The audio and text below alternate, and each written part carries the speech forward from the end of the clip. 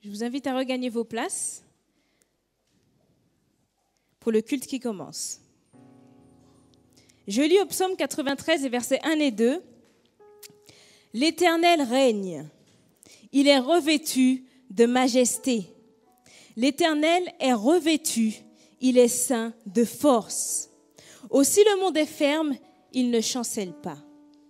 Ton trône est établi dès les temps anciens, tu existes de toute éternité. Oui, Éternel Dieu puissant, ton nom est majestueux. Nous te rendons toute la gloire qui t'est due. Du haut des cieux et sur la terre, ton nom, Seigneur, est majestueux. » Je vous invite à chanter avec moi, « Ton nom, Seigneur, est majestueux. »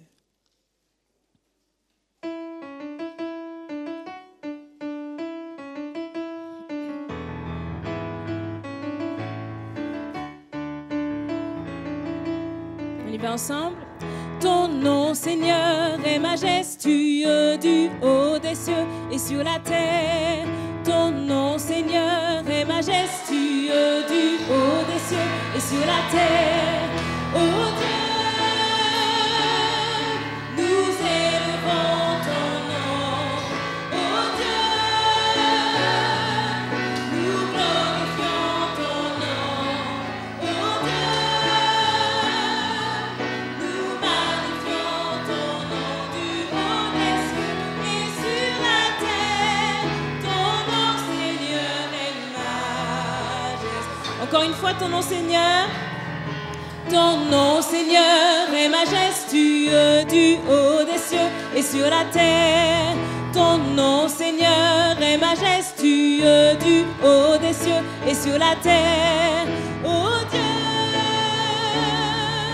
nous élevons ton nom. Oh Dieu, nous glorifions ton nom. Oh Dieu, nous magnifions ton nom du haut des cieux et sur la terre. Ton nom, Seigneur, est majestueux. Amen.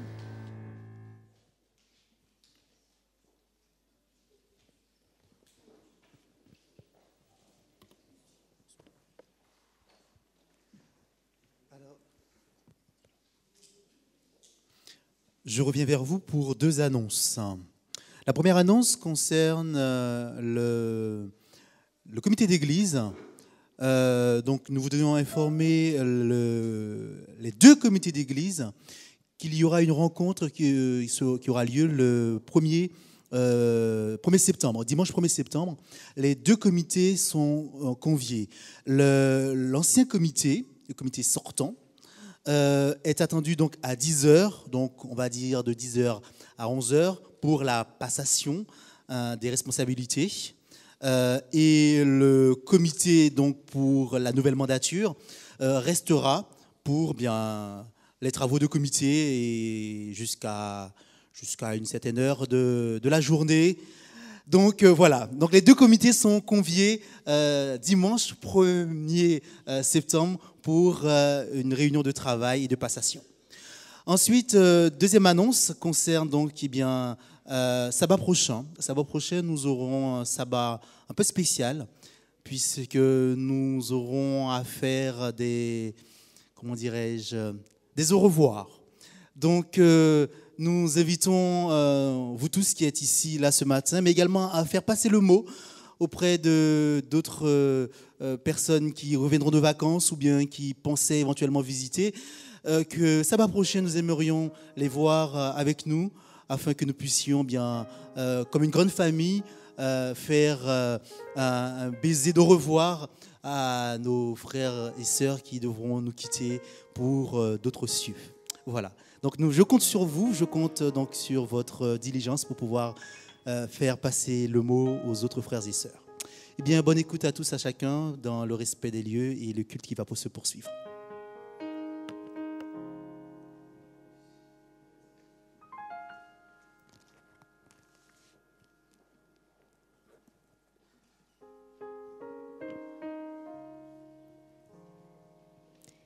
Les cieux racontent la gloire de Dieu et l'étendue manifeste l'œuvre de ses mains. Ce verset me rappelle que lorsque je lève les yeux vers le ciel, l'étendue, l'immensité du ciel me rend minuscule, ce qui me prouve la grandeur de mon Dieu et combien d'éternité en éternité il est Dieu.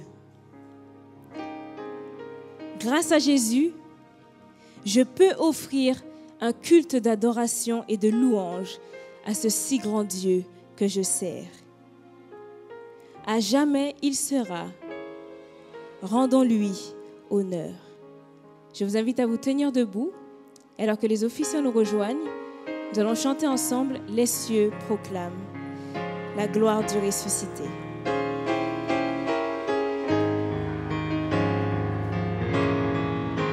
Les cieux proclament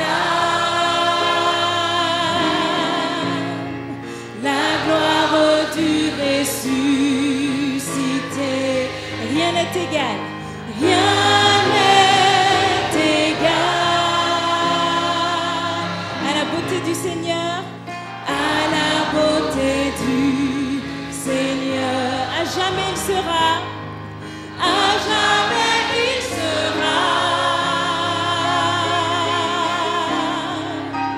L'agneau sur le trône,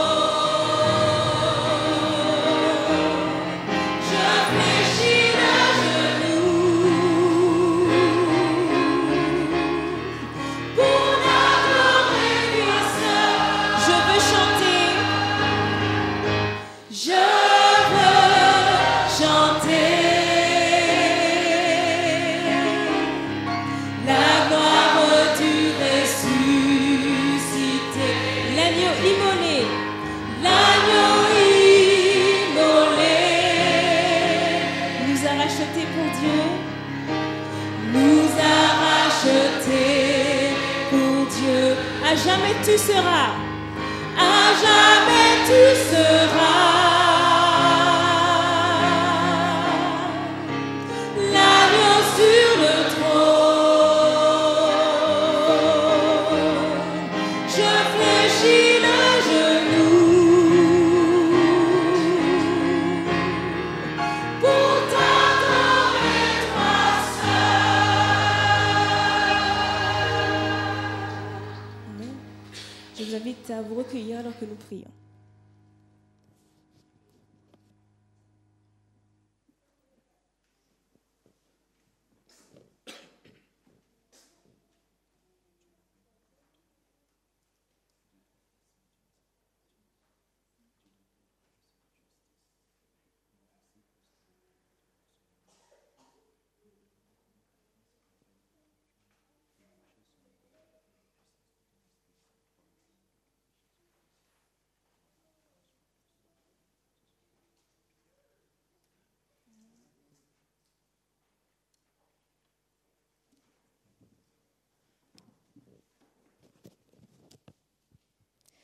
À toi seul soit la gloire, l'honneur au siècle des siècles. Saint, saint, saint, oui, 3 fois saint est l'Éternel des armées. Que tout être s'humilie face à tant de sainteté. Chantons ensemble Dieu très saint, Dieu 3 fois saint.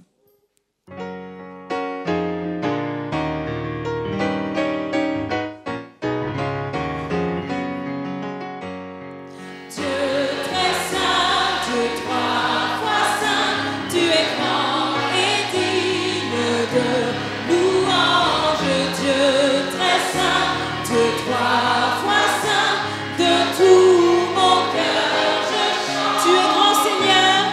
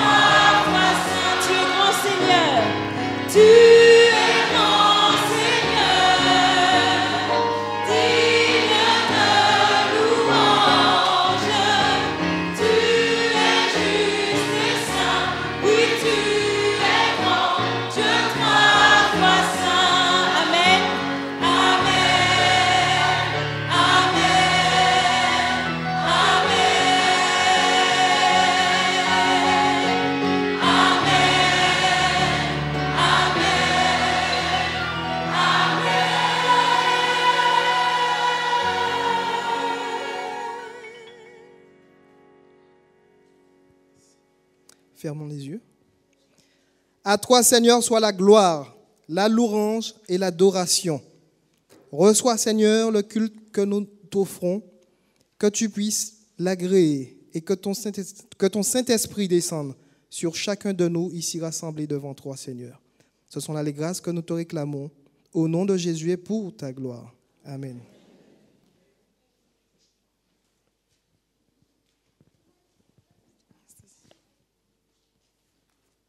Bien-aimés frères et sœurs, bonjour.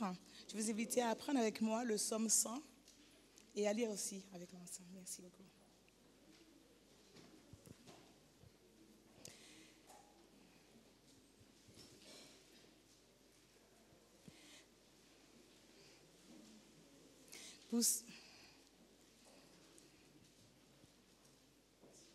Poussez vers l'Éternel des cris de joie, vous tous habitants de la terre.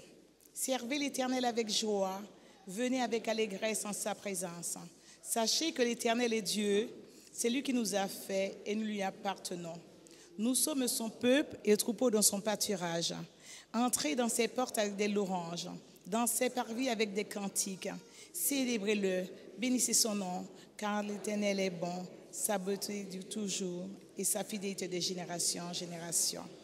Juste pour vous dire, mes bien-aimés frères et sœurs, c'est que durant cette semaine, nous avons eu des épreuves difficiles. Jeunes, adultes, enfants, et que ce n'est pas évident. Dieu nous a invités en ce jour de sabbat. Et nous devons entrer dans les parvis avec des louanges, des adorations, des alléluia, des acclamations.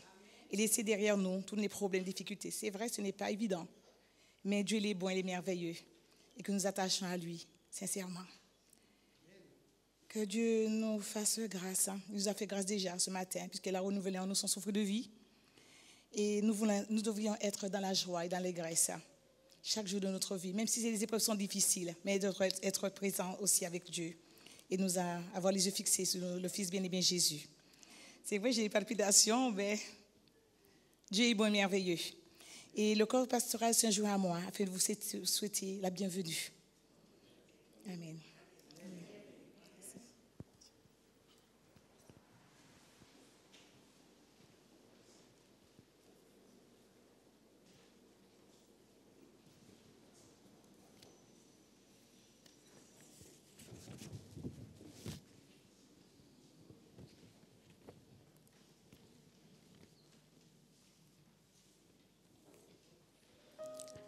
Je suis comme ça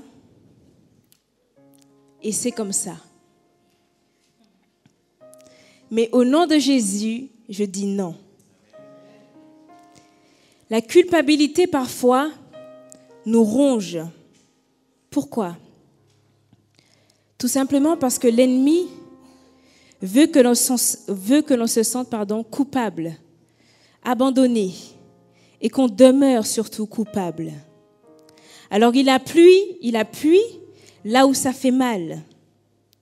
Mais au nom de Jésus, dès l'instant où je crois que mon Dieu peut dissoudre cette culpabilité, alors je suis légère ou léger comme l'air, au nom de Jésus. Dans Daniel 9, le verset 9, auprès du Seigneur notre Dieu, se trouve miséricorde et pardon. Alors, frères et sœurs, au nom de Jésus, ne laissons pas l'ennemi nous faire croire qu'on n'a aucune chance d'être pardonné. Car auprès de notre Père céleste, nous pouvons être pardonnés. Grâce à Jésus, je peux être lavé et libéré de toute iniquité. Je peux alors m'écrier, tu m'as lavé de mon péché. Désormais, Jésus te dit, va et ne pêche plus. Chantons ensemble au numéro 90 de nos hymnes et louanges, tu m'as lavé de mon péché.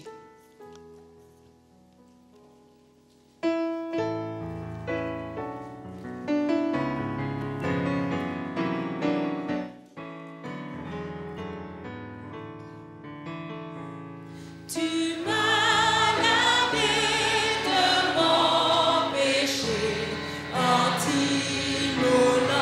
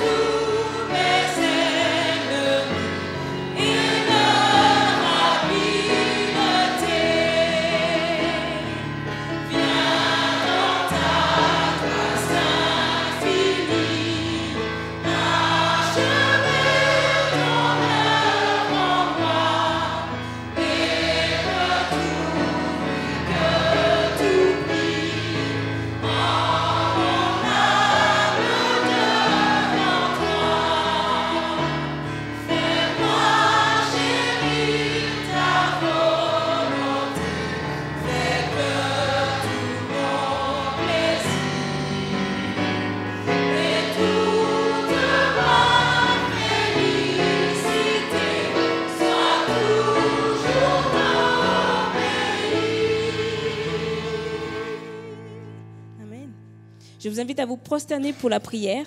Et après quoi, nous chanterons « Règne en moi, roi puissant, règne en moi ».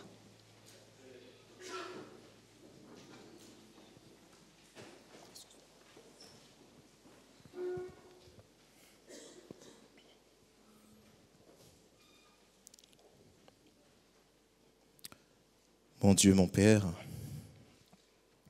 Dieu miséricordieux, mon Dieu de paix, de grâce et de justice, Saint, Saint est ton nom. Louange à ton saint nom, gloire à ton saint nom.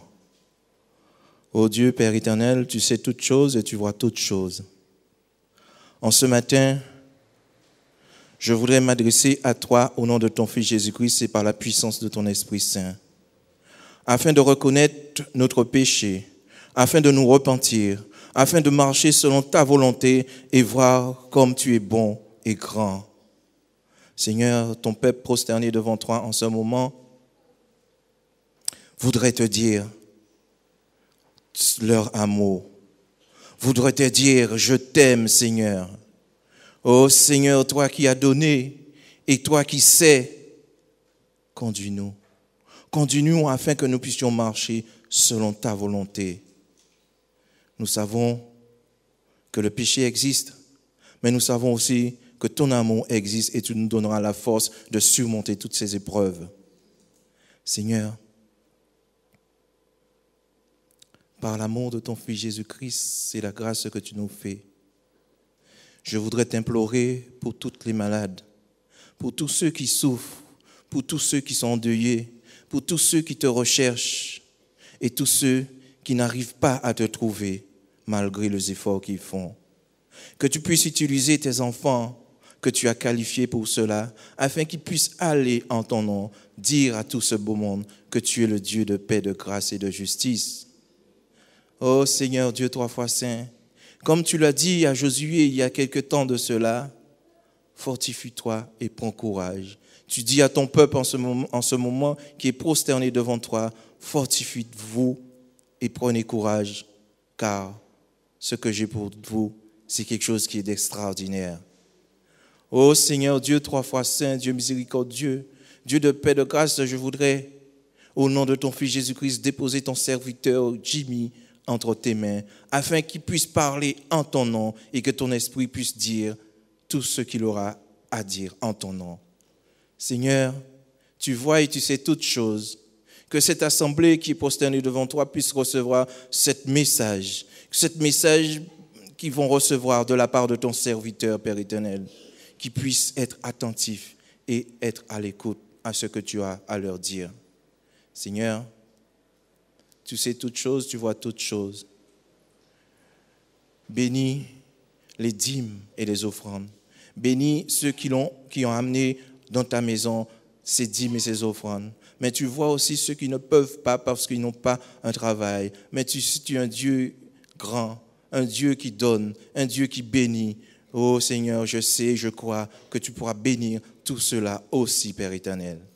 Seigneur, moi je n'ai aucun mérite, mais je sais une chose. Je veux te prier par le doux nom de ton Fils Jésus-Christ et la puissance de ton Esprit Saint, que toute gloire et honneur reviennent à toi et à toi seul. Amen.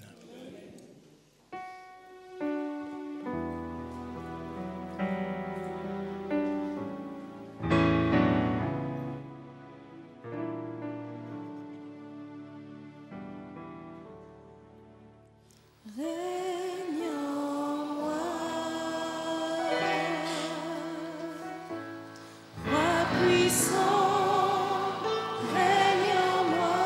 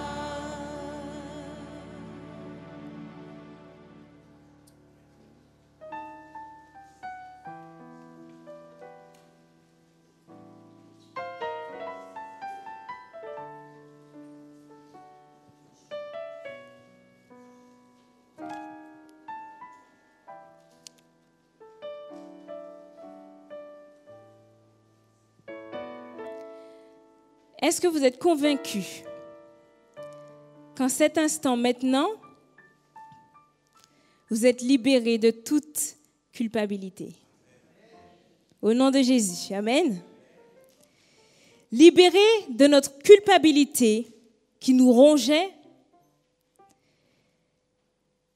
nous sommes sûrs et certains maintenant que notre Dieu nous en a délivrés. Alors je peux m'écrier par des louanges pour apporter ma reconnaissance à mon Dieu. Je peux chanter avec force et montrer à l'ennemi qu'il n'a plus aucune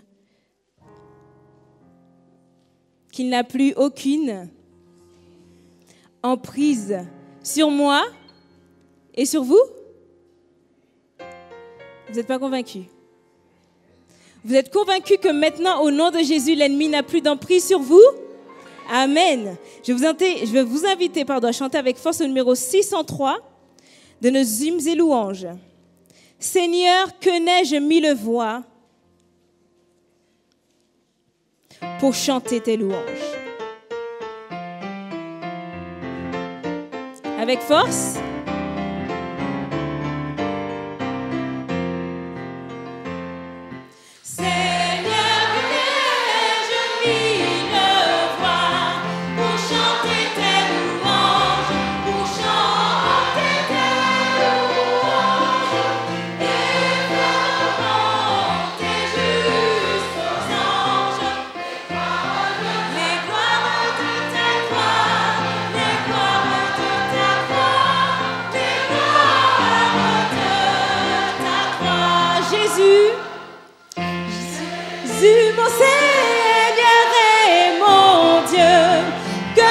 Souffle m'anime, que ton souffle m'anime.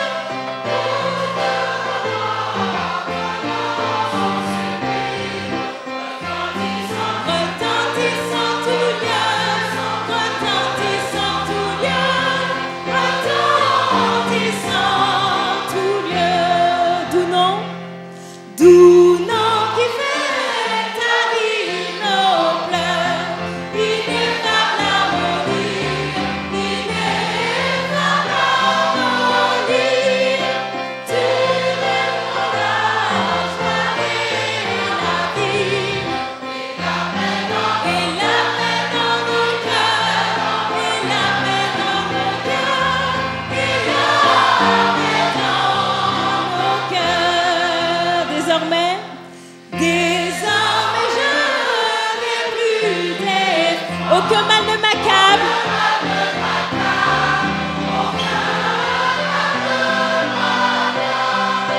Ton sang pur n'est plus coupable. Ton sang coula pour moi. Ton sang coula pour moi. Ton sang coula pour moi. Amen. Et dorénavant, je suis prête à faire toutes les expériences que Dieu est prêt à mettre sur mon chemin. Car je lui ai donné la possibilité de me libérer, de me délivrer de ma culpabilité. Alors je sais qu'en lui est ma force. Je crois fermement qu'il veut mon bonheur et que si je le suis, j'aurai la vie éternelle. De ce fait, ma foi ne fait que croître. Parce qu'on a des expériences avec Dieu, notre foi ne cesse de croître. Alors, je vais prendre quelques minutes pour vous raconter une expérience. Est-ce que je peux? Vous me permettez? D'accord. Alors, j'ai fini, je vais vous raconter un petit peu ma vie. Mais bon. J'ai eu mon BTS en juillet dernier. Oui, gloire à Dieu. Et malheureusement, depuis juillet dernier, je ne trouvais pas de travail parce que moi, je voulais arrêter les études et donc je voulais trouver du travail. Malheureusement, je suis restée plusieurs mois à chercher, à errer. Et au bout d'un moment, je me suis dit, oh non, c'est pas possible. J'ai même envisagé de reprendre mes études en septembre parce que je me suis dit, mais Dieu, qu'est-ce que tu fais? J'ai besoin d'un travail et je suis là à glander. Alors, glander, c'est-à-dire que je travaille pas, mais je cherche quand même. Hein.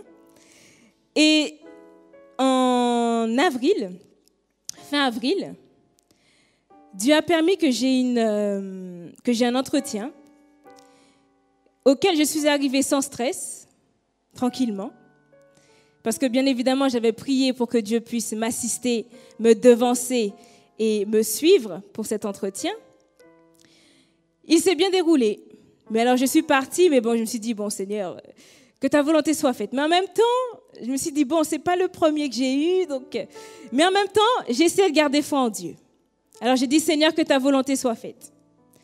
On m'appelle et on me dit, Élodie, vous avez été retenue pour un emploi de... Je ne vais pas vous dire lesquels. Pour un emploi. Et ce qui fait que depuis avril, fin avril, je suis une employée. Gloire à Dieu. Depuis fin avril jusqu'à aujourd'hui, je travaille au nom de Jésus.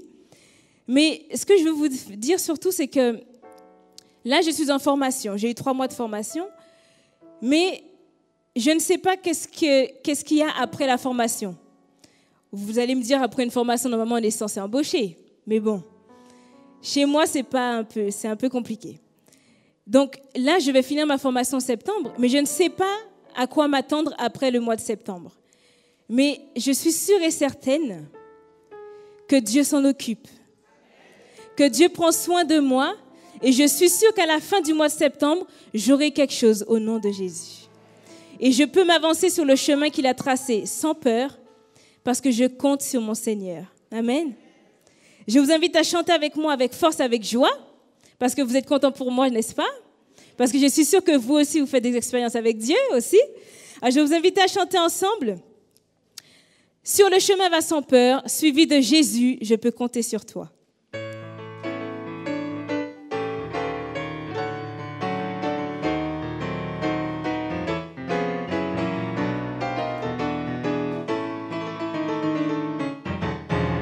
Sur le chemin va sans peur, car Jésus est devant toi. Il veut être ton sauveur.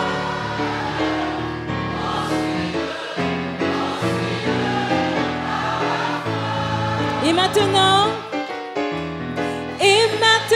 saisis la main de ton Sauveur, car il te donne l'éternel bonheur.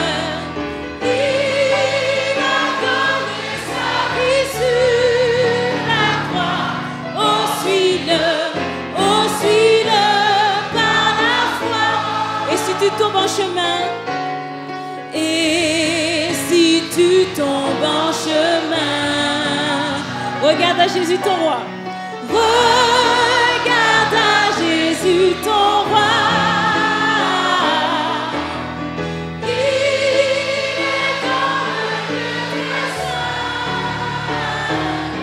Et il prie pour toi. Et maintenant saisis la main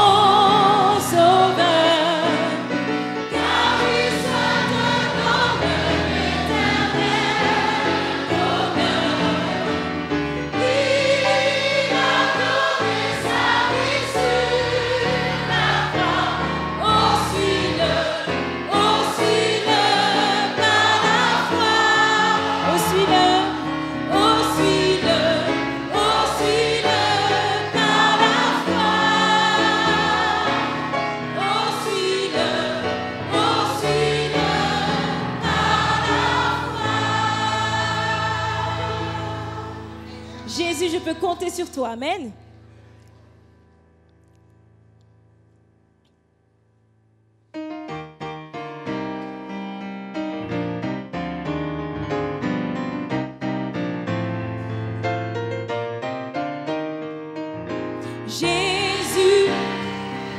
peux compter sur toi, Jésus.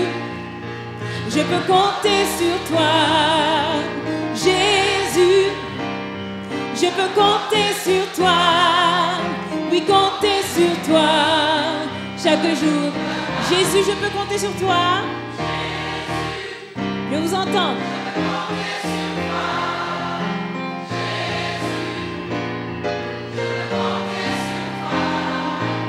Jésus, je peux compter sur toi, oui, compter sur toi chaque jour de... Quand je suis découragée, que je me crois perdue, je recherche autour de moi un secours, un appui. Mais mon Jésus, et tu me prends la main, oh Jésus, je peux compter. Quand je suis découragée, quand je suis découragée, que je me crois perdue, je recherche autour de moi un secours, un appui. Mais mon Jésus, tu viens vers moi et tu me tends la main. Oh Jésus, je peux compter sur toi. Jésus, je peux. Jésus, je peux compter sur toi. Jésus, je peux compter sur toi. Jésus, je peux compter sur toi. Oui, compter sur toi chaque jour de... Oui, compter sur toi. Oui, compter sur toi chaque jour de ma vie. Oui, compter sur toi chaque jour de ma vie. Amen.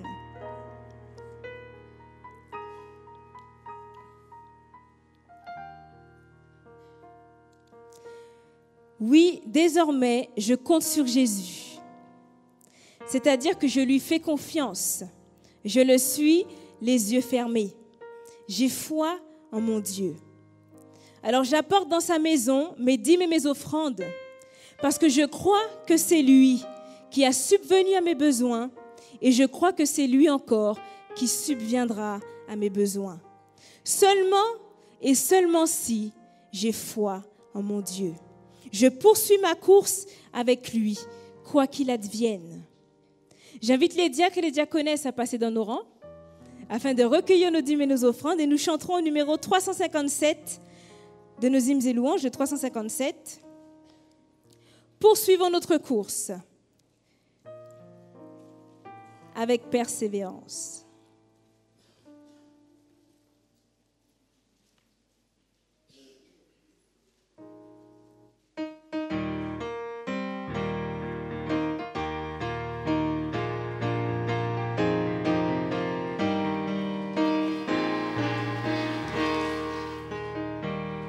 Poursuivons notre course avec persévérance et que rien ici-bas n'entrave notre ardeur.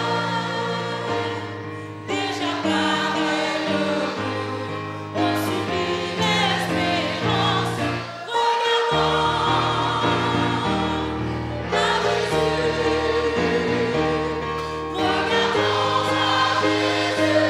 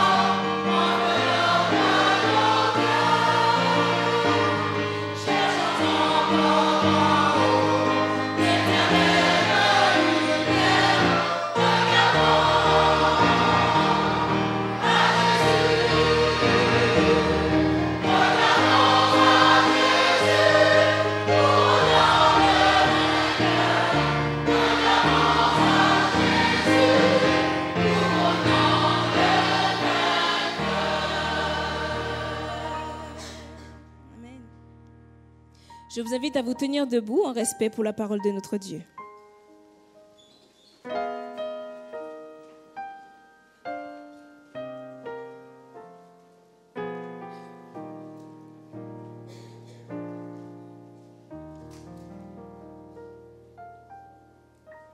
Bonjour à tous. Le texte de base se trouve dans Éphésiens 6, verset 12. Car nous n'avons pas à lutter contre des êtres humains, mais contre les puissances spirituelles mauvaises du monde céleste, les autorités, les pouvoirs et les maîtres de ce monde obscur.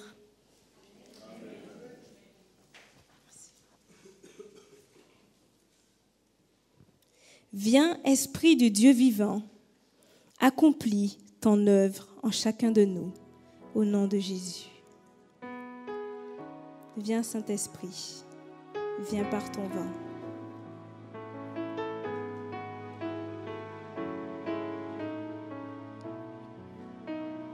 Viens, Saint-Esprit.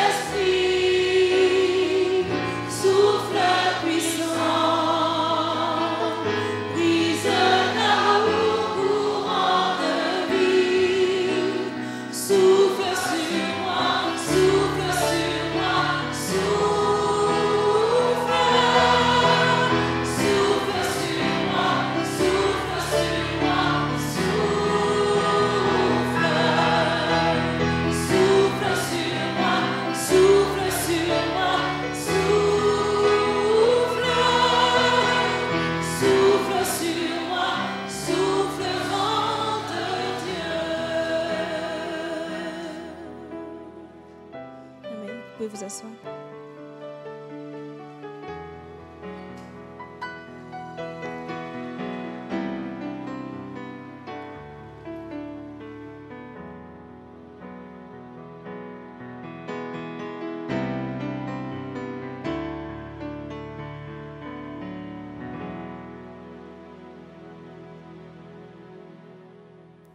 Test. Test. Test. Merci. Bonjour à tous. Voilà. Avez-vous passé de bonnes vacances? Je vois certains visages qui reviennent bronzés. Ça veut dire qu'ils ont été au soleil. Donc c'est un privilège pour chacun de vous, pour ceux qui sont partis, d'avoir pu profiter de ce séjour de vacances à l'étranger ou même dans le sud de la France. J'espère que vous avez pu vous reposer, vous restaurer, car bientôt, le mois de septembre, les choses sérieuses vont commencer. Alors, donc, quand je dis septembre, à quoi pensez-vous? À la rentrée scolaire. C'est bien.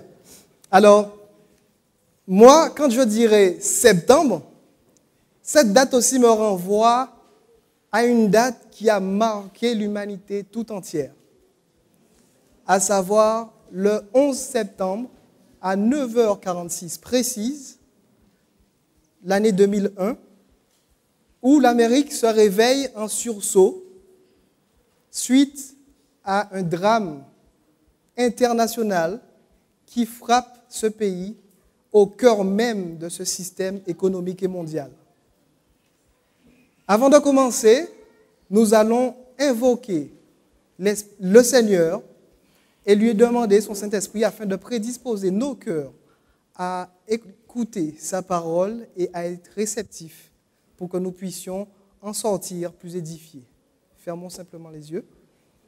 Éternel, notre Dieu, notre Père, nous voulons te dire gloire à toi, car tu es notre Dieu. Tu es celui qui a tout créé. Tu es celui qui permet que je me tienne ici debout, devant ton peuple, Seigneur. Je réclame, non pas en mes mérites, mais au nom de Jésus, ta présence, ainsi que ton Saint-Esprit sans lequel ton serviteur n'est qu'inutile, Seigneur. Puisses-tu, à travers moi, parler à cette assemblée et convaincre à ton peuple que tu ne les as pas abandonnés, mais que tu es encore ici et que tu gères encore la situation et que tu as aussi pour chacun d'eux un plan et une directive à leur enseigner. Ce sont là les grâces que je te demande. Au nom de Jésus et pour ta gloire. Amen. Alors, comme la plupart des pays, la France s'est dotée de l'arme nucléaire. Parce qu'on dit que avoir la force nucléaire pour un pays, c'est avoir une force de dissuasion. Or, on peut dire aussi que l'Amérique était dotée aussi de la force nucléaire. Et cela n'a pas empêché le drame qui est survenu à cette date. Ici, sur la terre, on connaît tous ce dicton qui dit « Si tu veux la paix, prépare la guerre ». Autour de nous, lorsque nous observons les pays du monde entier, certains essaient de s'émanciper de leurs dirigeants, de leurs dictateurs. Nous avons l'exemple en Syrie, en Égypte. Dans d'autres pays, ils n'ont pas encore eu la force de pouvoir lutter pour obtenir ce qu'on appelle liberté, la liberté. Et pour nous qui sommes des pays dits développés, peut-on réellement dire que nous sommes plus libres qu'eux? Alors, nous savons que tous les 5 ans, chacun d'entre nous, nous sommes amenés à voter aux urnes et remplis d'espoir et de projets présentés par ces personnes pour lesquelles nous votons, nous espérons que les choses iront mieux demain, que l'avenir sera forcément meilleur. Et une fois au pouvoir, nous nous rendons compte que toutes ces personnes qui nous ont fait des promesses sont à 1000 lieues d'accomplir ne serait-ce qu'un dixième de ce qu'ils disent. Et bien souvent, ce dixième qu'ils prétendent mettre en place pour le bien de l'humanité n'est que catastrophe. Nous avons l'exemple du président dont je ne citerai pas le nom, que nous connaissons tous ici, qui a promis de belles choses pour l'emploi, le chômage, contre le chômage, relancer l'économie du pays. Une fois président, la première loi qu'il a voulu mettre en place, c'est le vote pour l'homosexualité, pour le mariage gay, ce qu'ils disent être une liberté de plus à partager avec tous ceux qui n'ont pas encore cette possibilité de vivre. Nous pouvons, suite à tout ce que nous voyons autour de nous, nous poser la question, mais que se passe-t-il? Le monde a-t-il perdu la raison? Ou on peut aussi se poser la question, qui est au contrôle des événements que nous vivons au quotidien? Pour certains d'entre nous qui travaillons, je remercie Élodie d'ailleurs pour son beau témoignage, elle est entrée dans la vie active. Nous savons que lorsque nous sommes jeunes étudiants, nous avons quelques problèmes dans la vie de tous les jours, mais nous n'avons pas encore ce qu'on appelle les problèmes dans le milieu professionnel. Pour ceux qui travaillent, on sait que rien n'est jamais acquis. Parfois, on a des dirigeants qui sont exécrables, durs, sans pitié, intolérants. Parfois, quand on fait 100 fois plus que les autres, ils en exigent de nous davantage que ceux qui ne font rien. C'est à se poser la question, mais qu'est-ce qui se passe? On a aussi parfois dans des foyers, composés ou recomposés, ça peut arriver malheureusement, un homme ou une femme qui, par ses comportements, brutalise son conjoint et, dans le meilleur des cas, lorsqu'elle arrive à s'en échapper, elle est remplie de traumatismes et de séquelles à vie. On a aussi parfois des voisins qui sont très durs à supporter. Certains voisins qui, au moment où il faut se coucher, c'est là où ils font du bruit, ou c'est là où ils font certaines prières particulières. Dans la vie de tous les jours, nous avons tous des combats à mener. Maintenant, nous avons sachant que nous avons tous à nous battre. Qui est notre adversaire? Le connaissons-nous vraiment? Est-ce cette personne dans notre travail qui nous persécute sans cesse? Ou est-ce ce conjoint qui, violent, nous bat? Est-ce ce voisin ou ce frère dans l'église qui tout le temps me harcèle? Cette sœur dans l'église qui me harcèle? Posons-nous les bonnes questions et la réponse, nous la trouverons dans la parole de Dieu. Prenons nos Bibles et lisons le texte qui se trouve dans Éphésiens chapitre 6 et le verset 12. Éphésiens chapitre 6, le verset 12.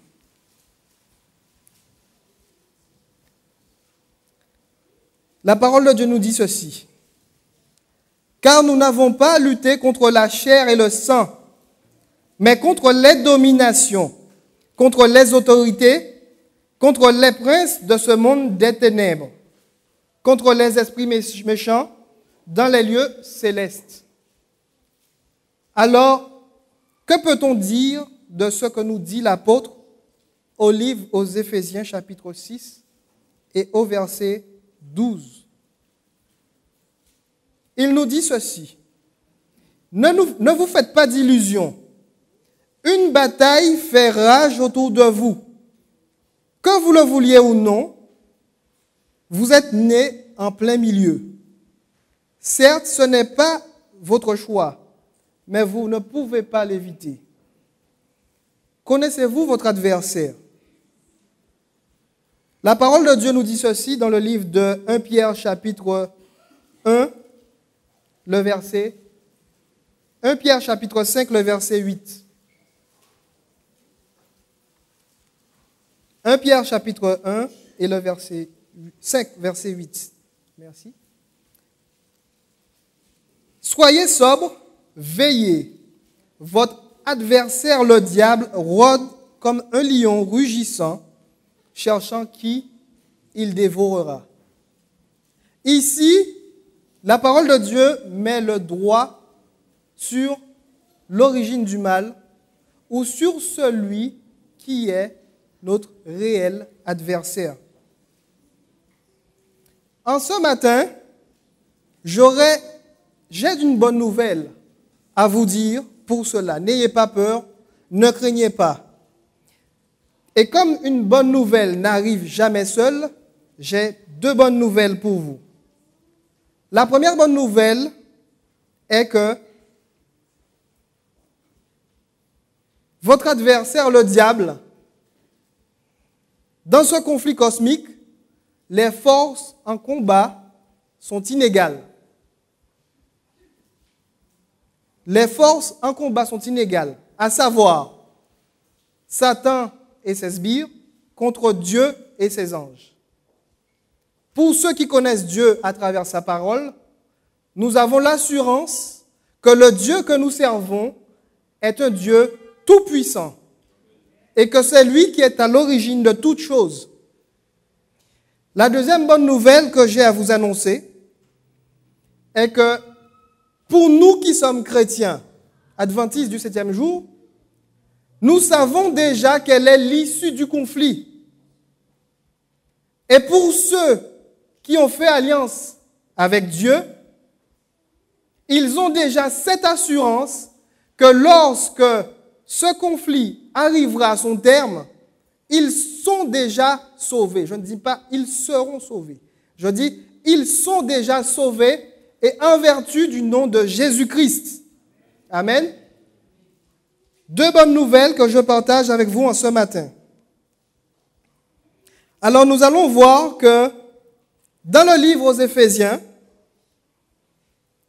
les 5 premiers chapitres, l'apôtre Paul fait allusion à comment nous, en tant que chrétiens, nous devons évoluer au sein de notre communauté, à savoir comment nous devons nous conduire par rapport aux membres d'église, comment nous devons nous conduire avec notre famille et aussi au sein de notre travail. Dans la dernière partie de la lettre écrite par l'apôtre Paul, il décrit aux croyants justement le combat du chrétien et il nous appelle en tant que chrétiens des soldats. J'ai recherché la définition du mot soldat dans le Larousse et il nous a dit ceci. C'est un homme ou une femme équipé et instruit par l'État pour la défense d'un pays. On voit ici que soldat rime avec équipement et instruction, d'où préparation. Quelle personne qui, s'il est mobilisé pour une guerre, oserait s'affronter à son ennemi, à son adversaire, sachant qu'il ne le connaît pas, irait-il les mains nues pour affronter la bataille? Une personne qui oserait affronter son adversaire, c'est une personne qui est déjà morte. Avant même qu'elle décide de trouver une autre solution pour pouvoir affronter l'ennemi, c'est clair que si l'ennemi est équipé et instruit, il n'en fera qu'une bouchée. Alors, à plus forte raison, pour nous, en tant que chrétiens, qui sommes engagés dans le conflit cosmique, comment pourrions-nous, aujourd'hui, négliger notre préparation? Comment pourrions-nous, en tant que chrétiens, négliger les armes dont nous avons à notre disposition pour pouvoir nous défendre? Nous allons prendre l'exemple de Jésus qui, tout au long de sa vie, a commencé son ministère par un baptême du feu. Et ça, nous allons le lire dans le livre de Luc, chapitre 1, Luc, chapitre 4, le verset 1 et 2. Que nous dit la parole de Dieu concernant le combat que Jésus a eu à mener? Une fois que Jésus a affirmé sa position publiquement devant les hommes, il dut faire face au plus terrible des adversaires que cette terre puisse connaître. Luc chapitre 4, et à partir du verset 1 et 2. Il nous a dit ceci. Jésus, rempli du Saint-Esprit, revint du Jourdain, et il fut conduit par l'Esprit dans le désert, où il fut tenté par le diable pendant 40 jours et 40 nuits. Donc pour ceux qui veulent connaître l'histoire, je vous encourage à lire tout le chapitre et vous verrez un petit peu de façon détaillée sur quels différents aspects que le diable a essayé de tenter Jésus. Or, dans toutes les attaques qu'il a répétées, a-t-il eu gain de cause? A-t-il obtenu la victoire sur Jésus? Non. À aucun moment, l'adversaire n'a eu la victoire sur Dieu. Alors, nous allons voir ce que dit la parole de Dieu dans le livre de Philippiens chapitre 2, le verset 8 à 11. Pour nous qui sommes chrétiens et qui avons pour modèle Jésus-Christ, ce qu'il nous reste à faire en tant que chrétiens. Philippiens chapitre 2, le verset 8 à 11, il nous a dit ceci. Ayez en vous les sentiments qui étaient en Jésus-Christ, lequel existant en forme de Dieu, n'a point regardé comme une proie à arracher d'être égal avec Dieu, mais s'est dépouillé lui-même en prenant une forme de serviteur, en devenant semblable aux hommes et ayant paru comme un simple homme. Il s'est humilié lui-même, se rendant obéissant jusqu'à la mort, même jusqu'à la mort de la croix.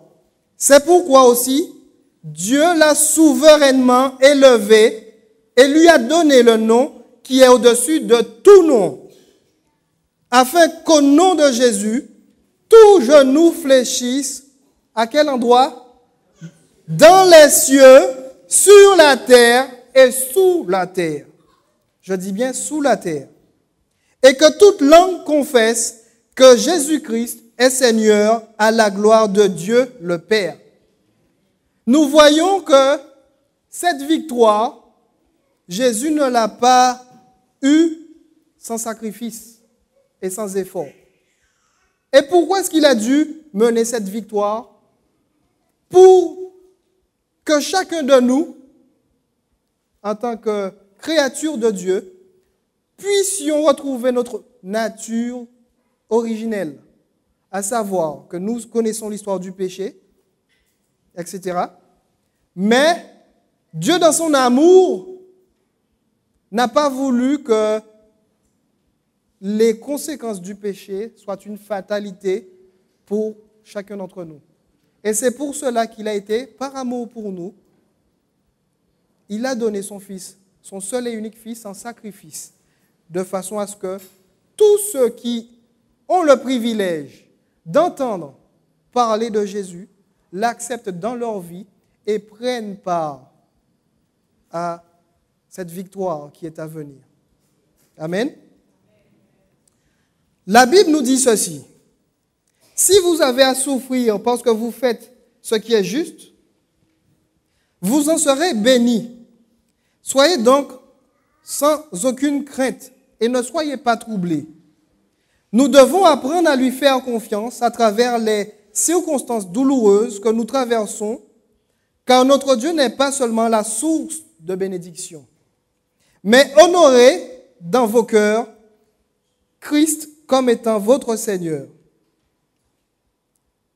Dieu voit dans l'avenir et nous, pas du tout.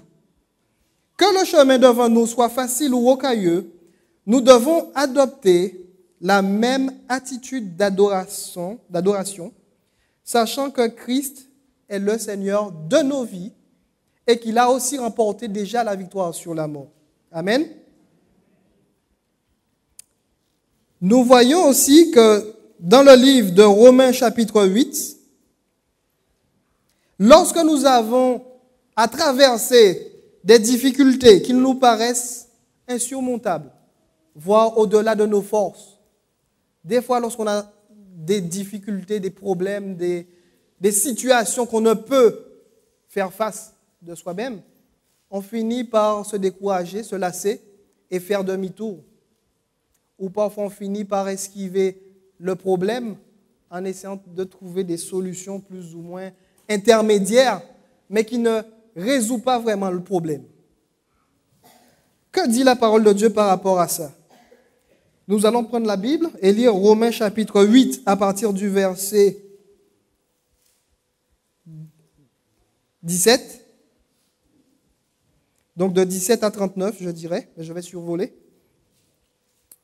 Or, si nous sommes enfants, nous sommes aussi héritiers de Dieu et co-héritiers de Christ.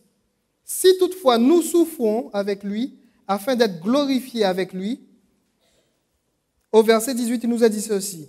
J'estime, là c'est l'apôtre Paul qui parle, j'estime que les souffrances du temps présent ne sauraient être comparées à la gloire à venir qui sera révélée pour nous. Au verset 31, il nous a dit ceci. Que dirons-nous donc à l'égard de ces choses? Si Dieu est pour nous, qui sera contre nous? N'est-ce pas là une belle promesse? Amen.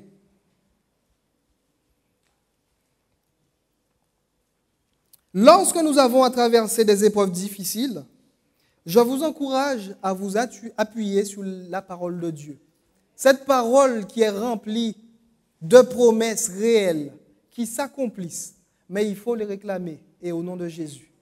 En les réclamant au nom de Jésus, vous les appropriez dans votre vie. Et le Seigneur mettra à votre disposition tout ce qui est possible, sachant que le Dieu que nous servons n'est pas limité. Et il fera éclater sa gloire dans vos vies. Nous allons lire le texte d'Exode chapitre 14, le verset 14. Il nous est dit ceci. L'Éternel combattra pour vous et vous garderez le silence. Amen. Alors, avez-vous vu une bataille à mener dans laquelle où tout ce que vous avez à faire, c'est de garder le silence? Ce n'est pas une belle promesse, ça? Jamais dans votre vie, vous n'entendrez parler de guerre, de bruit de guerre, et où les soldats en conflit n'ont pas eu à prendre ne serait-ce qu'une arme, et une arme qui est malheureusement mortelle. Or, le Dieu que nous servons est un Dieu tout-puissant, il est prêt à, s'il le fallait, faire descendre tous les anges du ciel pour pouvoir vous secourir. N'est-ce pas une belle assurance que vous pouvez avoir? Pour tous ceux qui n'ont pas encore fait une alliance avec Dieu, je vous demanderai de vraiment mûrement réfléchir à votre condition de vie actuelle. Posez-vous les bonnes questions. Dites-vous, est-ce que de nos jours, ou est-ce que par rapport à ma vie personnelle, est-ce que tout ce que j'ai déjà vécu jusqu'ici m'a réellement apporté une telle satisfaction que vraiment je n'ai plus besoin de rien? Posez-vous ce genre de questions. Et vous verrez que quelle que soit la chose, l'objet ou la personne sur laquelle vous vous appuierez pour pouvoir satisfaire vos désirs et vos passions ou vos besoins charnels, cette personne ne pourra jamais vous combler comme Jésus lui-même est capable de vous combler. Parce que c'est lui qui nous a créés, c'est lui qui nous a tissés. Bien avant même que vous fussiez nés, il avait déjà défini un plan pour chacun de vous. Il savait qu'à tel jour, à telle heure, que vous naîtriez. Même si parfois, vous avez l'impression que la vie ne vous a pas fait de cadeau. Même si parfois, vous avez l'impression d'avoir grandi dans un foyer monoparental, donc ayant des problèmes avec l'autorité, ça, ce n'est pas un problème pour Dieu. Dites-vous que vos faiblesses sont des opportunités pour Dieu de faire éclater sa gloire. L'apôtre Paul même le reconnaît. Il disait que lorsque je suis faible, c'est alors que je suis fort. Parce qu'il savait que dans sa faiblesse, le Seigneur faisait toujours et toujours éclater sa gloire dans sa vie. N'est-ce pas là une belle promesse? Je souhaite vraiment que chacun de vous, pour ceux qui n'ont pas encore fait une alliance avec Dieu, que vous puissiez réfléchir à où se trouve votre véritable intérêt, sachant que, quelles que soient les choses que vous entreprendrez dans votre vie, si Dieu n'est pas dedans, vous avez l'assurance, je peux vous le certifier, vous me verrez peut-être 5 ans, 10 ans plus tard, quel que soit ce que vous entreprenez sans Dieu, c'est voué à l'échec. Que ce soit mariage, entreprise, projet de vie ou tout ce que vous voulez, sans Dieu, il est impossible à aucun homme ou à aucune femme de réussir dans la vie. Vous aurez une illusion d'avoir réussi. Mais savez-vous pour combien de temps que cette réussite, vous la conserverez? Permettez-moi de vous dire que cette réussite, comptez les jours et appréciez les jours que vous bénéficiez de ce privilège, parce que ça ne durera pas éternellement. Un jour, quelqu'un d'autre viendra et vous prendra votre place. Là, à ce moment-là, l'Esprit de Dieu est là pour nous rappeler, mais y a-t-il une solution à mon problème? Quelle est la solution à mon problème? Permettez-moi de vous dire que la solution à votre problème, c'est Jésus-Christ et Jésus-Christ seul. Personne ne peut défier l'autorité de Dieu. Dans tout ce que nous avons lu, il nous est dit que tout pouvoir a été donné à celui qui est mort et ressuscité. Il a autorité dans les cieux, sur la terre et sous la terre. Savez-vous qui habite sous la terre? Avez-vous déjà été faire un tour en dessous pour voir ce qui s'y passe? Eh bien, lui, il sait déjà ce qui s'y passe. Il a été encore plus loin. La mort a essayé de l'atteindre, de l'emprisonner. Il a été crucifié. Il est resté 3 jours dans le tombeau. La mort a-t-il réussi à le retenir? Même pas. Au 3e jour, il est sorti victorieux. Alors pourquoi ne pas lui confier vos problèmes? Qu'attendre pour lui confier vos problèmes? Qu'attendez-vous? Peut-être que vous attendez que vous soyez plus présentable, je ne sais pas moi. Dieu vous accepte tel que vous êtes. S'il y a des choses à corriger, il le fera lui-même. C'est lui qui vous appelle. S'il vous appelle, faites-lui confiance. OK, jusqu'à aujourd'hui, j'ai toujours fait ce que je voulais. J'ai toujours été là où je voulais. J'ai toujours dit ce que je voulais. Ça m'a peut-être toujours réussi. Jusqu'au jour où on se heurte à un mur. Et là, la chute, elle est violente. Parce que, ne l'oubliez pas, votre adversaire n'est pas celui qui se dressera contre vous. Votre adversaire, je ne veux pas le glorifier, mais sachez qu'il est quand même puissant. Et son nom, c'est Satan. Il a quand même fait en sorte que le Fils de Dieu soit crucifié. Vous voyez ce que je veux dire? Il a quand même réussi au point de faire crucifier le Fils de Dieu. Il a cru avoir réussi. Mais en accomplissant ce qu'il voulait, son désir le plus ardent, c'était de voir terrasser le Fils de Dieu. Mais il a accompli et le Seigneur a triomphé. Il ne savait pas qu'en mettant en place ses plans machiavéliques, qu'il accomplissait la prophétie qui avait été écrite, même bien avant la fondation du monde. N'est-ce pas beau ça? Même l'adversaire est soumis au Dieu Tout-Puissant qui règne éternellement. Amen. Nous allons aussi prendre conscience aussi dans le livre de Daniel que peut-être peut-on dire que l'Ancien Testament est aboli ou etc. La parole de Dieu, elle est éternelle. Aucun homme ici sur cette terre ne peut remettre en question ce qui a été écrit et inspiré par l'Esprit de Dieu. Parce qu'il n'aura pas de problème avec le pasteur ou l'ancien ou le frère qui est croyant, qui croit à fond en la parole. Hein. C'est avec Dieu qu'il aura un problème. Vaut mieux avoir un problème avec un être de chair et de sang comme nous-mêmes que d'avoir un problème avec Dieu. N'est-ce pas? Nous allons lire Daniel chapitre 10 et du verset 5 à 12. Daniel chapitre 10 et le verset 5 à 12. Nous verrons que les croyants sont non seulement les enfants et les serviteurs de Dieu, mais ils sont aussi des soldats et les soldats de Dieu. Et qu'en tant que tels, ils se doivent, je dirais, de mener bataille. Il n'y a pas de neutralité possible. Selon les Écritures, même les anges doivent faire face au diable. D'ailleurs, le prophète Daniel nous relate le conflit cosmique qui s'est déroulé à un moment donné où il a eu une révélation du Seigneur.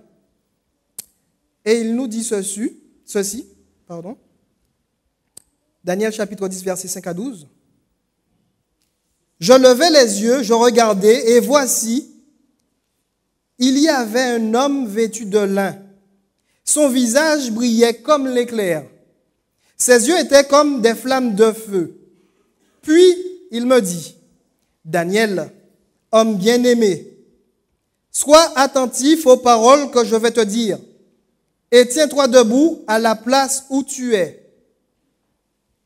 Dès le premier jour où tu as eu à cœur de comprendre et de t'humilier devant ton Dieu, tes paroles ont été entendues. Or, nous savons que Daniel, avant d'avoir cet homme de Dieu debout devant lui, qui s'est révélé à lui, il a quand même dû jeûner 3 semaines environ. Donc, je ne sais pas si vous imaginez le temps écoulé.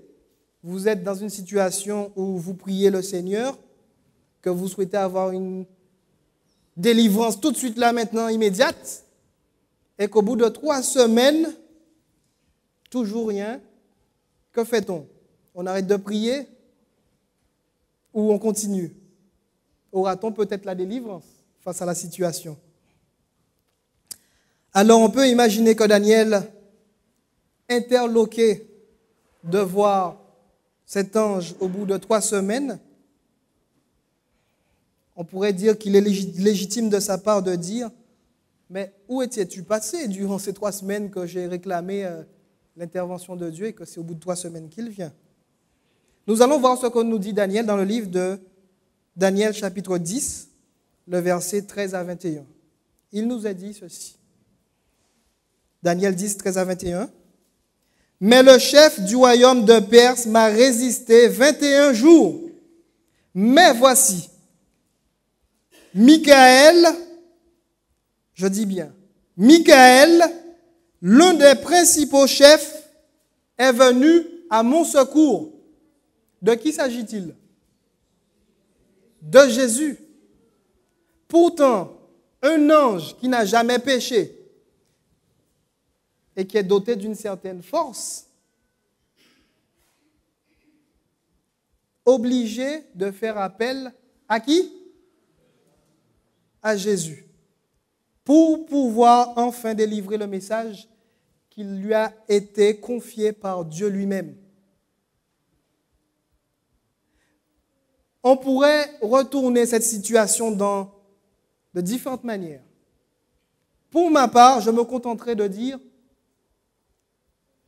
face aux obstacles qui se dressent devant les anges même de Dieu, si eux-mêmes n'ont d'autre recours que de prier Jésus-Christ pour la solution de leurs problèmes, mais qui suis-je pour croire que de moi-même je m'en sortirai?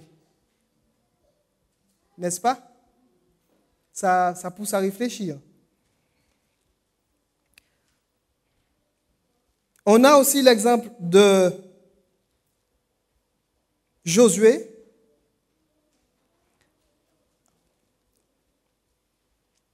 Dans Jude, chapitre 1, le verset 9.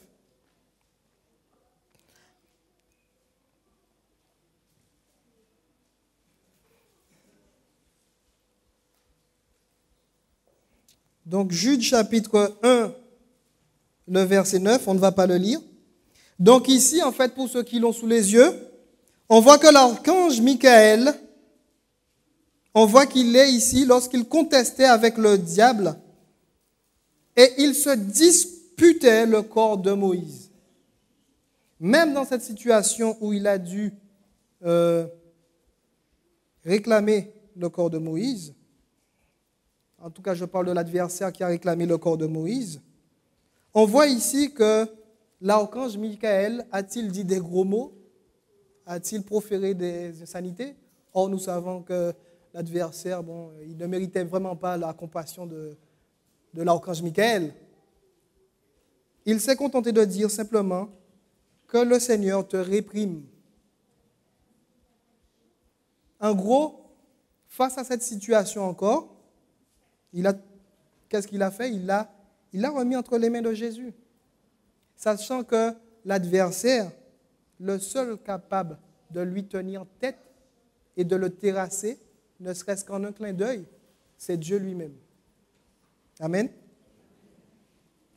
Le commun des mortels, pour nous pensons souvent que l'adversaire, allez, on va le trouver peut-être pour ceux qui vont fumer la drogue ou pour ceux qui boivent beaucoup trop, etc., ou pour ceux qui sont dans des trafics pas possibles. Là, on peut être sûr de trouver l'adversaire, mais bon, autour de nous, par exemple ici dans l'église, toutes les personnes sont bénies, sont sanctifiées, l'adversaire ne peut pas y être. Nous verrons ce que nous dit la parole de Dieu dans Matthieu chapitre 13, le verset 4 et 19. Matthieu chapitre 13, le verset 4 et 19. Jésus nous dit ceci. Alors qu'un semeur répandait sa semence, des grains tombèrent au bord du chemin. Les oiseaux vinrent et les mangèrent. Les oiseaux, c'est quoi? C'est Satan. Chaque fois que quelqu'un entend le message qui concerne le royaume et ne le comprend pas, le diable vient et arrache ce qui a été semé dans son cœur. C'est pour ça qu'il est important que lorsque nous avons, pour ceux qui n'ont pas fait alliance avec Dieu, le privilège d'entendre parler de lui, réfléchissez à 2 fois avant de dire non.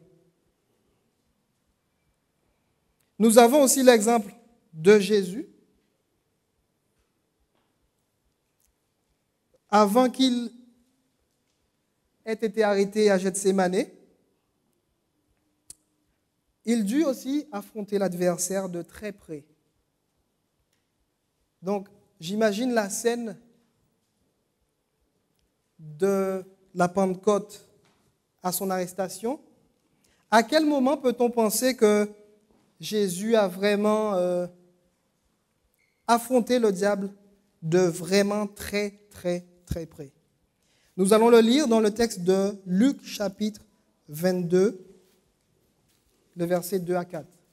On pourrait penser que ça a été lorsque les pharisiens se sont jetés sur lui et l'ont tenu prisonnier. On pourrait aussi peut-être penser qu'au moment où les disciples ont détalé comme des moutons suite à son arrestation. La Bible nous le dit autrement. Donc, Luc chapitre 22, le verset 2 à 4. Les principaux sacrificateurs et les scribes cherchaient les moyens de faire mourir Jésus, car ils craignaient le peuple. Au verset 3, il nous a dit ceci. Or, Satan entra dans Judas, surnommé Iscariote, qui était du nombre des 12. Et Judas alla s'entendre avec les principaux sacrificateurs et les chefs des gardes sur la manière de leur livrer, bien sûr, Jésus. Donc, on peut voir que l'adversaire, il ne recule devant rien. Mais gloire soit à Dieu, la bataille ou les batailles que nous avons à mener, elles sont déjà gagnées, le savez-vous? Amen. Mais pour pouvoir obtenir la victoire, il est nécessaire pour chacun de nous de prendre du temps dans la prière, l'intercession, l'adoration, notre gratitude. Ce sont les simples choses avec lesquelles nous aurons la victoire, et ce, au nom de Jésus. Pour pouvoir aussi affronter les difficultés à venir, comme tout bon soldat du Seigneur et comme tout bon soldat dans la vie, s'arme et s'entraîne durement pour pouvoir être prêt quand la bataille va éclater. Pour nous aussi, en tant que chrétiens, Dieu nous a donné des recommandations à travers l'apôtre Paul et des armes à revêtir pour être prêt. Nous allons le lire dans le texte de Éphésiens chapitre 6 et à partir du verset 15 à 18. Éphésiens chapitre 6, versets 15 à 18. Alors donc j'irai au 14. Tenez donc ferme, ayez à vos reins la vérité pour ceinture, revêtez la cuirasse de la justice, la vérité pour ceinture, mettez pour chaussure à vos pieds le zèle que donne l'évangile de paix, prenez par-dessus tout cela le bouclier de la foi, avec lequel vous pourrez atteindre tous les traits enflammés du malin. Prenez aussi le casque du salut et l'épée de l'esprit qui est la parole de Dieu. Faites en tout temps, par l'esprit, toutes sortes de prières et de supplications. Veillez à cela avec une entière persévérance et priez pour tous les saints. Amen. Donc ici, nous voyons que à travers ce message de l'apôtre Paul, le Seigneur nous a tout donné. Il nous a vraiment tout donné pour que nous puissions être des chrétiens victorieux, ne s'écoulant pas sur les épreuves de la vie et allant de l'avant. La servante du Seigneur, Ellen G. White, nous dit dans le livre « Événements des derniers jours », à la page 118, donc au paragraphe 551, « Bientôt le monde entier sera troublé. Tous les hommes auront l'occasion de chercher à connaître Dieu. Nous n'avons pas un instant à perdre. L'amour de Dieu pour son Église est infini. Il prend des siens un soin incessant. Il ne permet à aucune affliction d'atteindre son Église, si ce n'est pour la purifier et lui assurer son bien présent et éternel. Donc on voit ici que si Dieu permet que nous soyons touchés par l'affliction, c'est parce qu'il sait qu'à travers l'affliction, cela produira des fruits, mais qui auront une portée non pas que dans cette vie, mais dans l'éternité. C'est pour ça que Dieu permet que parfois que nous, en tant que chrétiens, nous vivons des situations, des fois on se demande, lorsque nous sommes les seuls à tout le temps être victimes, on se dit mais c'est bizarre, c'est à croire que c'est marqué sur moi, pigeon, etc. Sachez que Dieu permet qu'à travers l'affliction, que vous puissiez être purifiés. Avez-vous déjà vu un petit peu comment travaillent les fondeurs quand ils fabriquent des bijoux en or? Eh bien, l'or est passé au chalumeau. Le chalumeau est nécessaire pour que ce métal précieux que nous appelons or puisse fondre. Et une fois qu'il fond, il devient comment l'or? Il devient liquide. Parce que s'il est dur, s'il reste dur, il ne pourra jamais être travaillé. Donc, pour qu'il soit travaillé, il est nécessaire qu'il soit chauffé à une température de fusion. Et une fois qu'elle atteint cette température, eh bien là, maintenant, on peut le mettre dans des moules et en faire des alliances ou des bijoux, etc. Eh bien, notre vie, à nous, en tant que chrétiens, c'est la même chose. Il est nécessaire pour chacun de nous d'être éprouvé. Surtout lorsqu'il s'agit d'être éprouvé parce que nous faisons plutôt, devrais-je dire, des œuvres justes. Parce que Dieu sait qu'à travers ces épreuves que nous aurons à subir, eh bien, ça permet justement que, n'étant pas parfait, je parle pour moi-même et pour chacun de vous, nous ne sommes pas encore arrivés à la stature parfaite que Dieu souhaite nous emmener. Donc nous avons encore des attitudes qui sont encore inacceptables pour monter au ciel.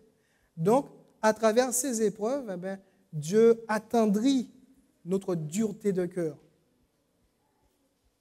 À travers les épreuves aussi, eh bien, Dieu nous permet d'être beaucoup plus patients, beaucoup plus tolérants envers ceux qui, tout le temps, nous taquinent, nous disent des choses pas forcément agréables à entendre.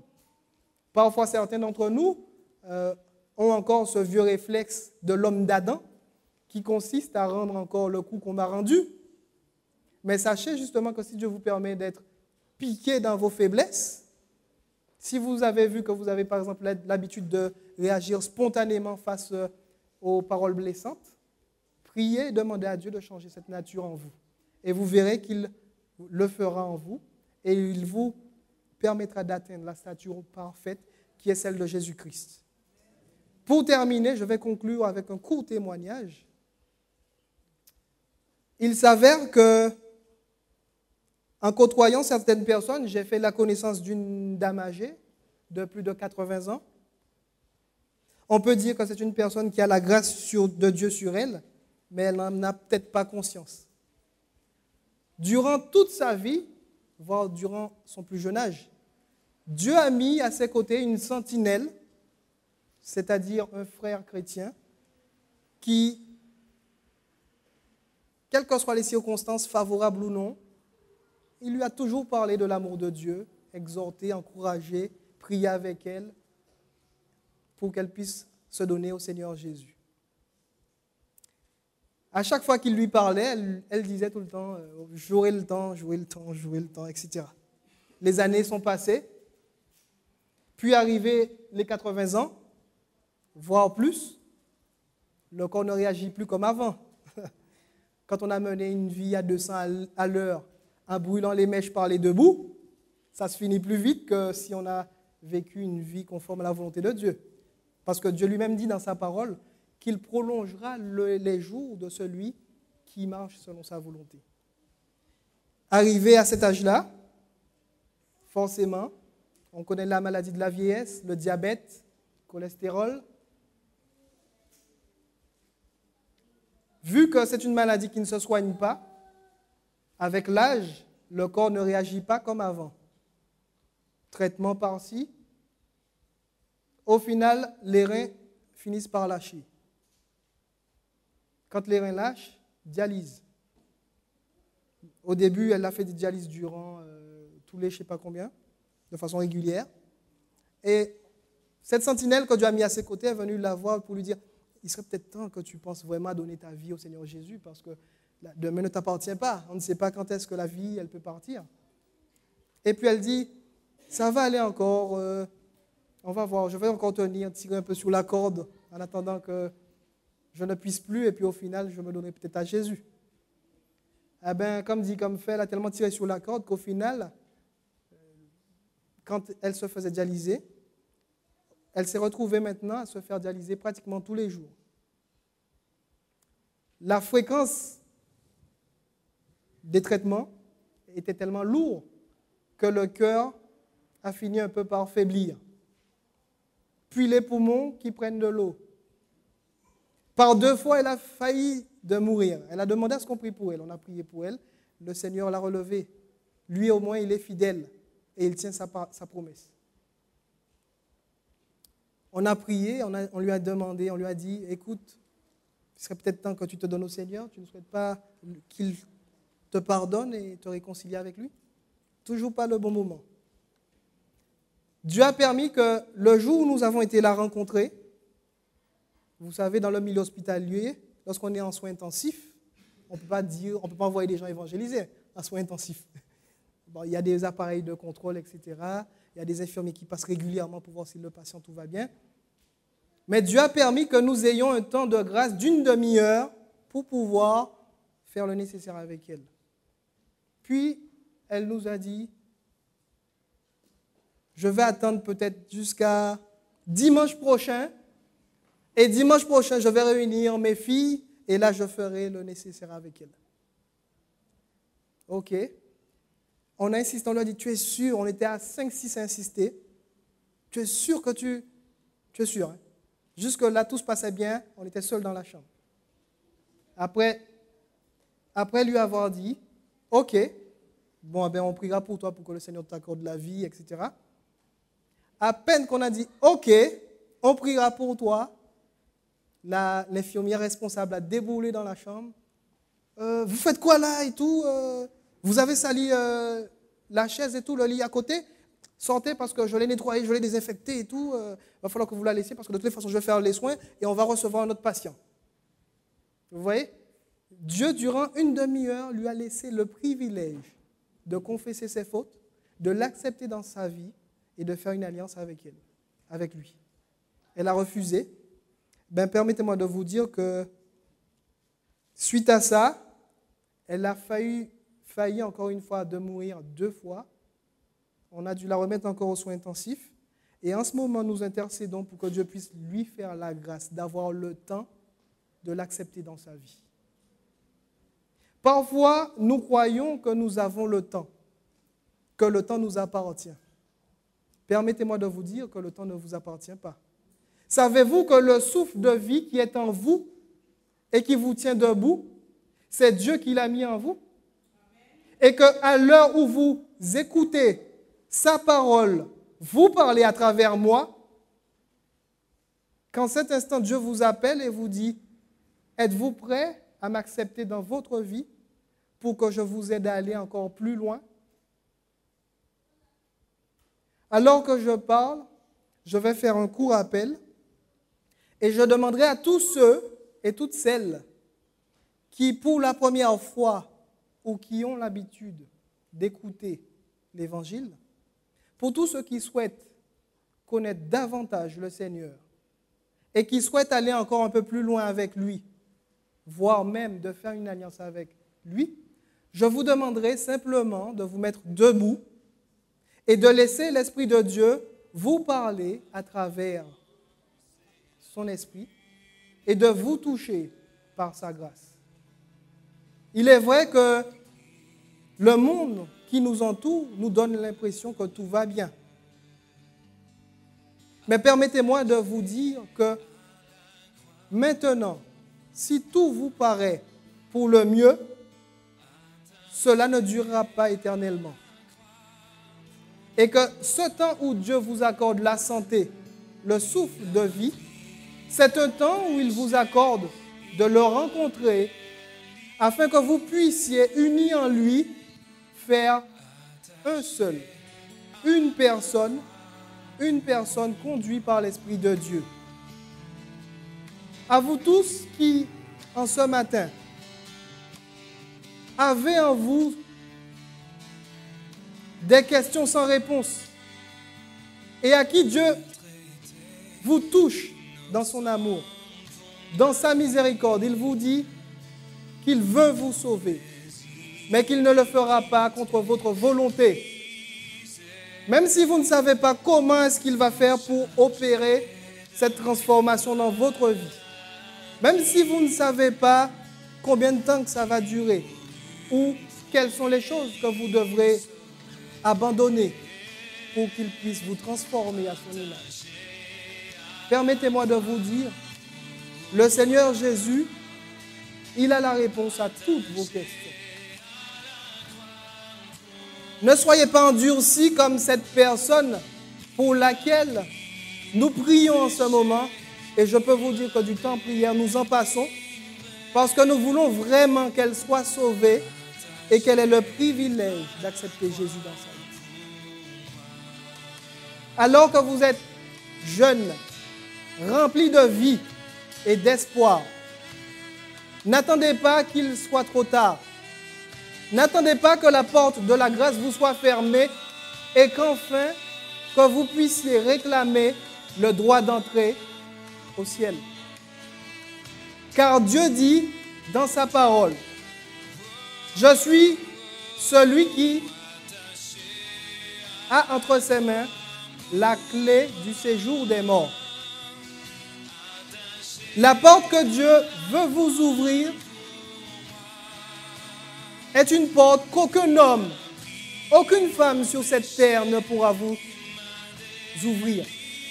Les solutions que Dieu a à vous proposer sont des solutions qu'aucun homme et aucune femme ne pourront vous apporter pour pouvoir retrouver le bonheur.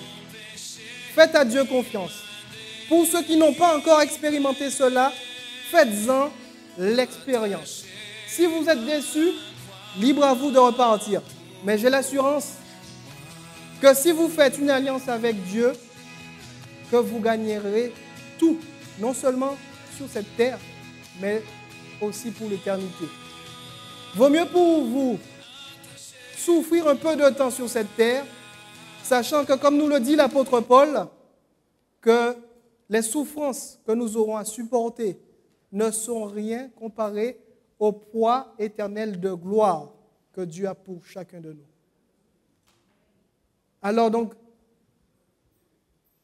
je prierai le Seigneur et je souhaite vraiment qu'il fasse grandir en vous cette graine qui a été semée pour que vous puissiez prendre conscience qu'il est temps pour vous de vous positionner dans ce grand conflit cosmique et que ce conflit n'est pas éternel, la fin est déjà écrite. Et dans cette bataille, il n'y aura pas de prisonniers.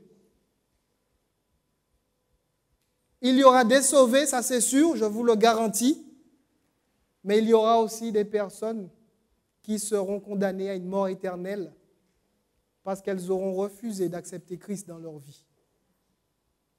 En attendant ce jour, je vous dis merci à tous ceux qui se sont levés pour le Seigneur. Et nous allons nous lever et réclamer vraiment que le Saint-Esprit fasse son œuvre dans le cœur de chacun et que le Seigneur puisse remporter la victoire dans nos vies. Amen. Éternel, notre Dieu, notre Père, merci d'ouvrir les yeux de tes enfants que tu as créés, que tu connais. Pour toutes celles qui ne te connaissent pas, nous remettons leur vie entre tes mains, de manière à ce que tu puisses les convaincre par ton Saint-Esprit qu'il y a un jour réservé à tout homme d'être appelé en jugement concernant les œuvres bien ou mal. En attendant ce jour, Seigneur, nous voulons te dire merci car tu nous as appelés et nous avons dit oui.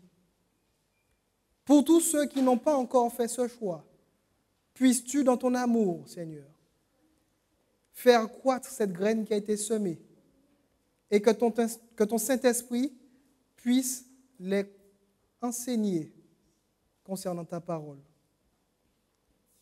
Puisses-tu nous bénir et nous renvoyer avec ta paix, au nom de Jésus et pour ta gloire. Amen. Merci. Asseyez-vous.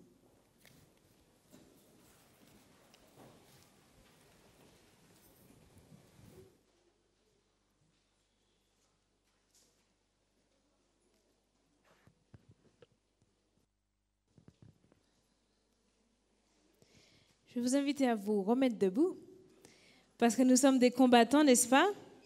Et les combattants ne sont pas assis. Ils ne luttent pas assis. On lutte à genoux, debout. Amen. Je vous invite à chanter avec force au numéro 346 de nos hymnes et louanges. À de nouveaux combats, Jésus, tu nous appelles. Et nous sommes armés d'une arme redoutable, qui est la Bible. Amen. Chantons ensemble la première strophe du numéro 346.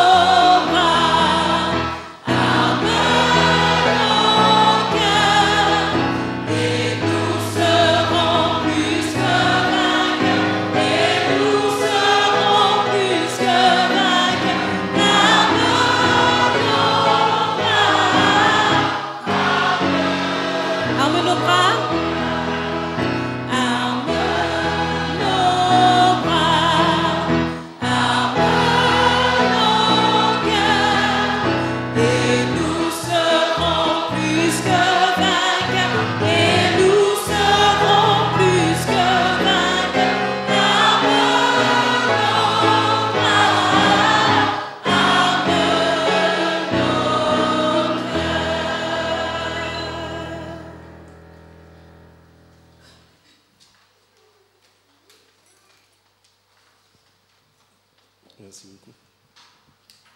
Inclinons nos têtes pour la prière, s'il vous plaît. Loué sois-tu, éternel Dieu Tout-Puissant. Loué sois-tu pour tout ce que tu es. Tu es divin, Seigneur. Tu es majestueux. Nous te louons et nous t'exaltons pour cela. Merci d'être venu au chevet de ton peuple aujourd'hui. Merci de nous avoir instruits par l'intermédiaire de Jimmy, Seigneur. Tu l'as oint de ton Saint-Esprit et tu nous as parlé. Tu es un Dieu très élevé dans le ciel, mais tu peux être aussi près de nous, Seigneur, et dans nos cœurs, dans notre vie. Viens à notre secours. Relève-nous, Seigneur. Arme-nous de toutes les armes qu'il faut pour combattre le mal, Seigneur, le diable. Nous savons que c'est en Jésus et en Jésus seul que nous aurons la victoire, Seigneur. Donne-nous de saisir cette arme toute puissante, Seigneur, notre Sauveur et notre Seigneur. Merci, éternel Dieu Tout-Puissant, de toujours rester à côté de nous. Et merci aussi par ton Saint-Esprit de nous exhorter à la persévérance, Seigneur, de nous exhorter aussi à l'unité fraternelle, de nous exhorter aussi à la sainteté, Seigneur, et aussi de nous exhorter à l'humilité. Donne-nous de toujours demeurer dans l'amour envers toi, Seigneur, mais qui témoigne aussi de l'amour qu'on a envers notre prochain. Donne-nous d'être vraiment remplis de ton Saint-Esprit et que ce soit ton Saint-Esprit seul qui nous dirige, Seigneur. Merci de venir à notre secours où on est faible et merci de nous encourager à persévérer et cela jusqu'à ton retour. Dieu Tout-Puissant, ton assemblée t'aime. mais c'est aussi parce que tu nous as aimés le premier. Donne-nous de saisir toujours Jésus-Christ et Jésus-Christ seul. Nous t'avons prié au nom de Jésus et pour ta gloire. Amen. Le Seigneur bénit la parole.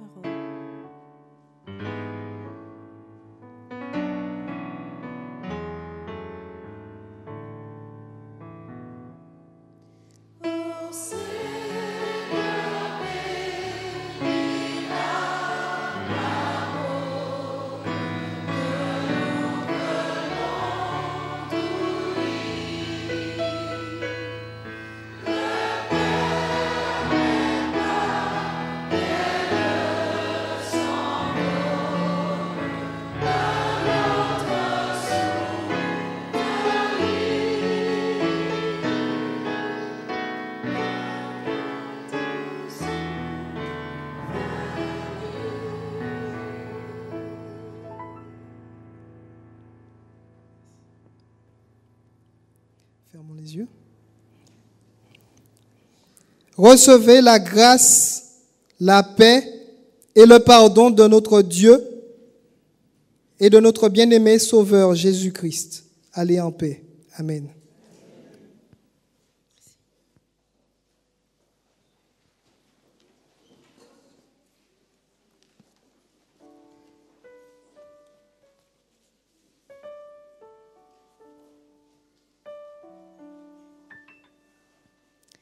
Il est temps, oui, il est temps, car très bientôt, nous verrons notre Dieu face à face.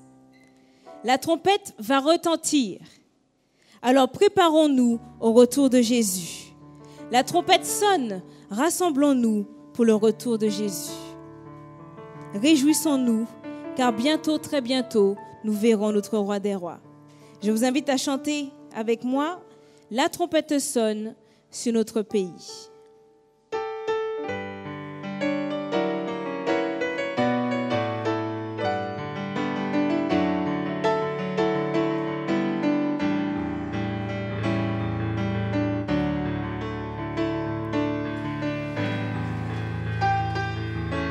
La trompette sonne sur notre pays, rassemblez-vous, mes enfants.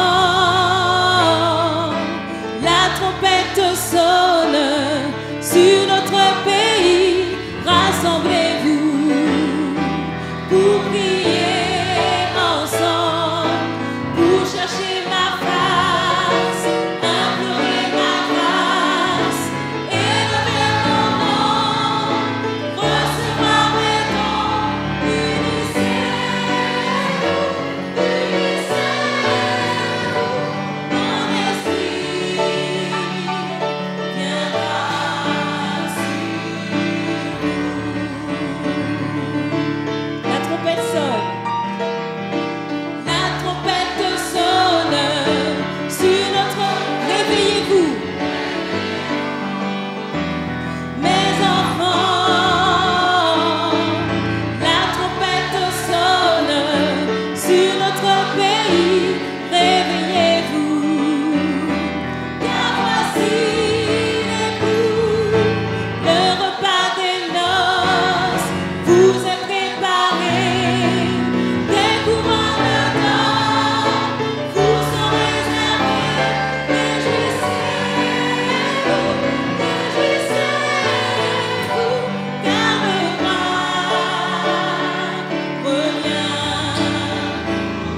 Le repas des noces,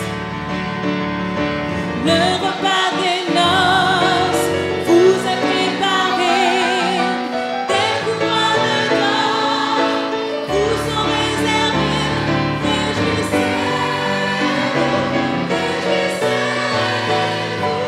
car le roi revient.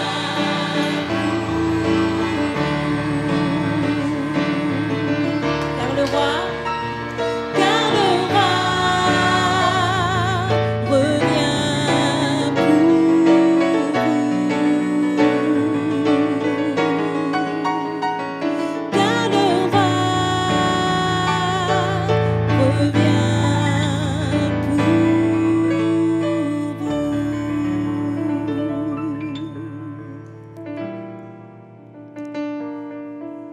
chantons ensemble notre espérance. Je sais qu'un jour, mes yeux verront Jésus.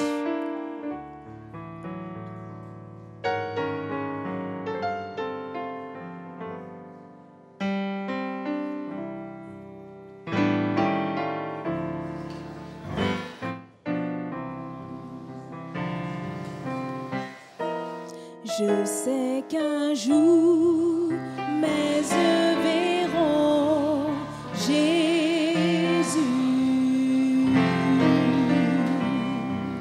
Je sais qu'un jour, mes yeux verront Jésus.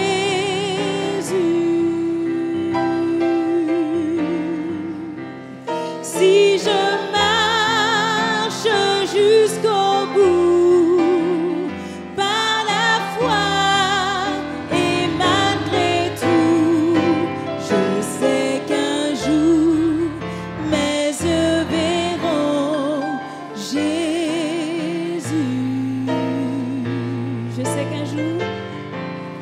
Je sais qu'un jour, mes yeux verront Jésus.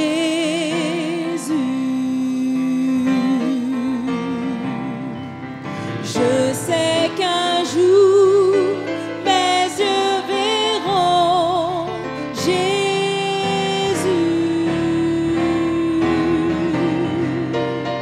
Si je marche jusqu'au bout, par la foi et malgré tout, je sais qu'un jour, mes yeux verront Jésus. Si je marche jusqu'au bout, si je marche jusqu'au bout, par la foi et malgré tout, je sais qu'un jour, mes yeux verront Jésus.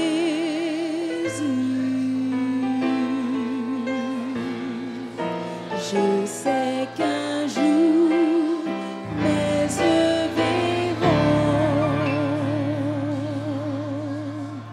Jésus.